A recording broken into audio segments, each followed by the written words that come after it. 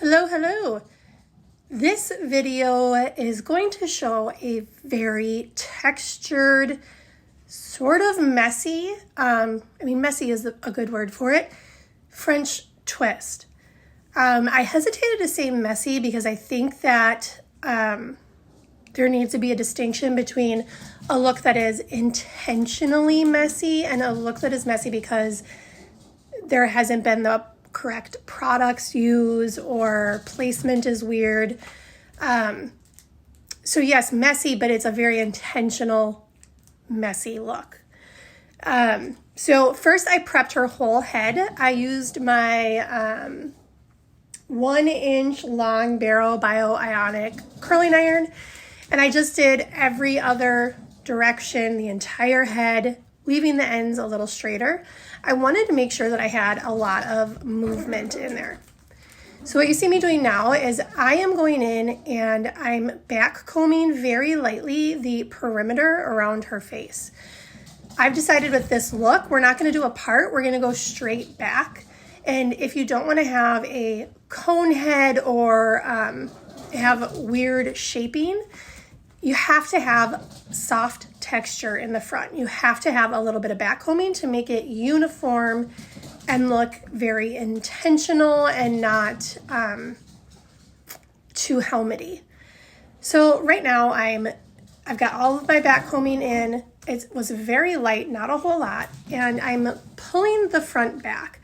So to get a nice soft look in that front area, I'm being very careful I'm not using a brush. I'm using my fingers. Having the top area, top of the forehead pulled back and leaving some splits so it looks like it was raked back by fingers is the most flattering way to get that look. And instead of using, so I'm starting to pin it back now, but instead of using my pins horizontally or grabbing big sections, I'm literally just sliding them in to hold the hair. This gives it a soft look as opposed to something that's very, how would you say that? When it's like very strong directionally, this is very organic, very softly pulled back. You can't see any of those pins. They're really just sort of tacking in there. Oh, hello, look at that piece. But you can kind of see, this is what I'm talking about here, that soft texture. As long as you're making sure that the shape of it is uniform, so not like any big pieces poking out, giving like a horn-like effect, it's gonna be super flattering, and it's totally fine to have that pieciness there in the front. So now I'm going to work on the other side. Like I said, we are going to do a French twist. I'm leaving a little bit out so I can pull it in for detailing. And again, you're going to see I do not use a comb and brush a lot in this style because I want it to look textured, and you're going to get a better soft texture when you utilize your fingers. I'm combing it back. And on this side, I am placing my pins vertically, creating a little wall. Putting them in vertically this way is great for two reasons. One, when they're placed vertically, the hair isn't pinched tight, so I'm able to move and texturize that side very easily. The hair is just going to slide around, move around. It's not grasped tightly. The other reason is because when I go to pull the other side of my French twist back, I'm going to have a nice little vertical wall there for me to lock my other pins into. I'm sure you've seen that on other French twist tutorials. That seems like French twist 101, but showing it here again. And I did leave some of those pieces out in the front because I want to add those last to give even more texture and visual interest. The problem with working on a mannequin head is, and especially mannequin head, I haven't spent a ton of time. Whoop, there's the back looking wild. I haven't colored her hair, so part of the problem with showing these textured looks is that you can't even see how much dimension is actually in the look in this video because it's all one color. So this looks a lot prettier and a lot more has a lot more depth when you see it in real life on a real person. So now I'm working on the other side, and I'm going to do something very similar to what I did at the crown. You'll often hear me say something like I'm tacking the hair.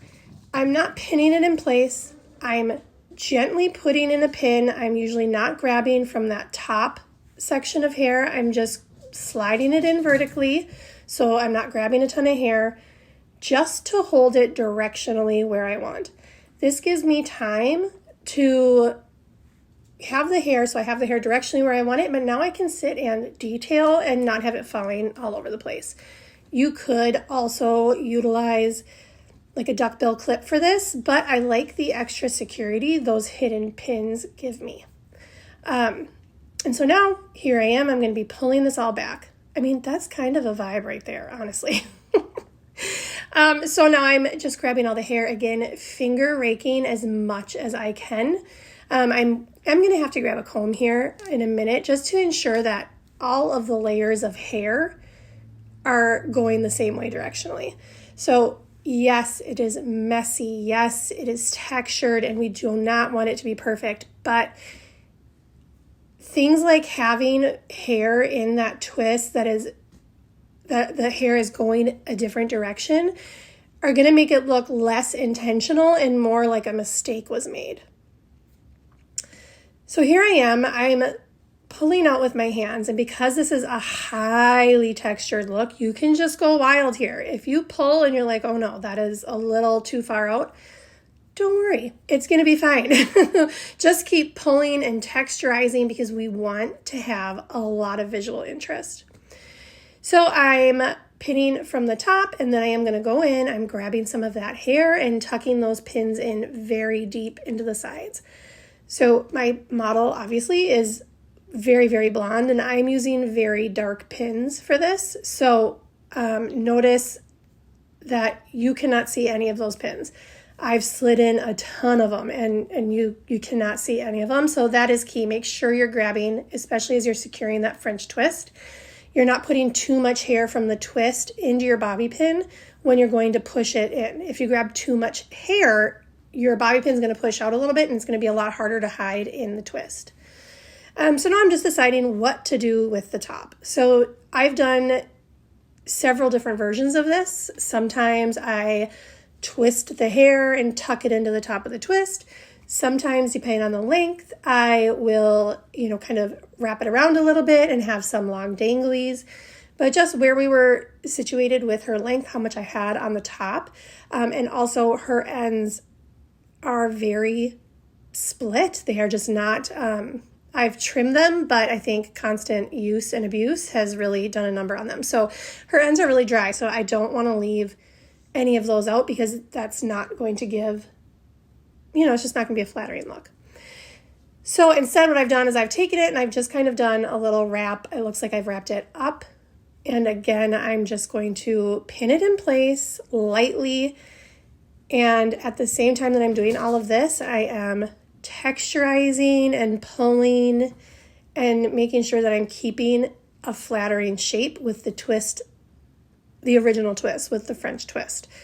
And we'll see as I move the mannequin that it does need to be adjusted, especially with French twists. There's that weird area, like when you look from the side, so the heavier side, and I'll show that in a minute. When you look from the heavier side, just the way the hair is swept back, there's a huge disconnect between the front of the hair. So right there, do you see that?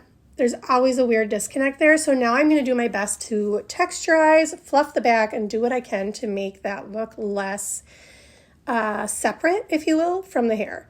So I'm pulling. I really want the updo to look, soft, intentional, and I want that shape to be there. Shaping, I think, is key, even if it is going to be a messy updo. If you're not having good shape, it's just not going to look right. So still texturizing, I'm sliding a few pins in here and there. They're going to be invisible pins. I'm just grabbing the inner hair, and that's giving more support to that hair that I combed over to ensure that they're all going to stay in place. And now those front pieces, I'm doing the little topsy-turvy, which I swear my fingers Every time I use that, I don't know what to do. I have to like really think. As soon as I put it in there, like, where does the hair go? What am I doing? So I'm just pulling some of that in. And again, if she had depth, like color depth, maybe even a darker root, it would look so pretty and so textured. But you know, I'm working with what I've got. Again, piecing out the front, making sure I like the shape that's happening here so that it's going to be very flattering from all angles. Gosh, I really do like all that soft texture on the side. And then coming in on this side, and I'm going to be doing the same thing. Her head is at a very weird angle. Sorry about that. And I'm just tucking in those pieces as I figure out how to use the topsy-turvy again to give additional movement to the side of her hair. And I left out very little for this kind of a look. And if you're doing this kind of detailing, I would leave out, you know, a 1/2 inch or less, depending on the depth of the hair or the thickness of it. If it's too thick of a section you leave out that you intend to pull back, it's just going to, it's going to look weird and it's going to be too much hair there. So now I've got all of those pieces in. I'm using my workable hairspray and I am pulling. I want major texture and vibes here. I'm pulling from the top and the sides as I'm just trying to get the shape right. How many times can I say shape in one video, or soft texture? But that's what I'm doing here. Detailing, just the little details. And then I'm gonna have to figure out, what do I want to do with these ends? I thought for a minute, maybe I'll leave them down and have some loose pieces, but I just did not like how they looked. The ends are just too icky, honestly. Depending on if it was a real human, maybe her hair would be a lot better, but I feel like a lot of our brides that we get do have that, like a finer hair, and sometimes their ends are just, they're not the vibe. Tucking pins in for security, and I am working with those little fine hairs that I pulled back to make sure that those are placed how I want them and that they're secure. Just because I did a topsy-turvy doesn't mean that they are secure. They have to be secured with pins, otherwise they will pull out, throughout the night. Like, what if it's a windy day, or, she's a headbanger? Make sure it is all secure. This is me thinking I was going to do something with them and not liking it. So I abandoned that ship pretty quickly.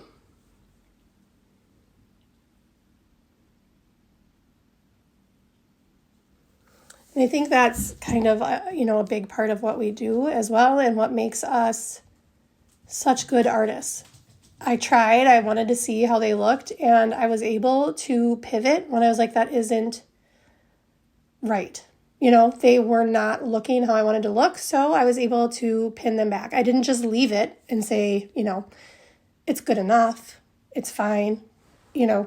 Making sure that the work that we do is something we can be proud of, something we would want to wear on our own hair. That really separates us from the rest, making us some of the best. So here she is. So I have to say on this doll, that front part is wicked. This is a pivot point mannequin, and I cannot get her front part to move. I can't do anything with it. So if anybody has any tips on how to fix that doll's front part, let me know, because that split is not it. All right. That is about it. Thank you for watching the video. I hope that you try this soon. I hope this is a look that you can do on a client, because it's a fun one, right? It's very fun to mold with our fingers and be able to play with it and not really worry about perfection, but more, it's vibe.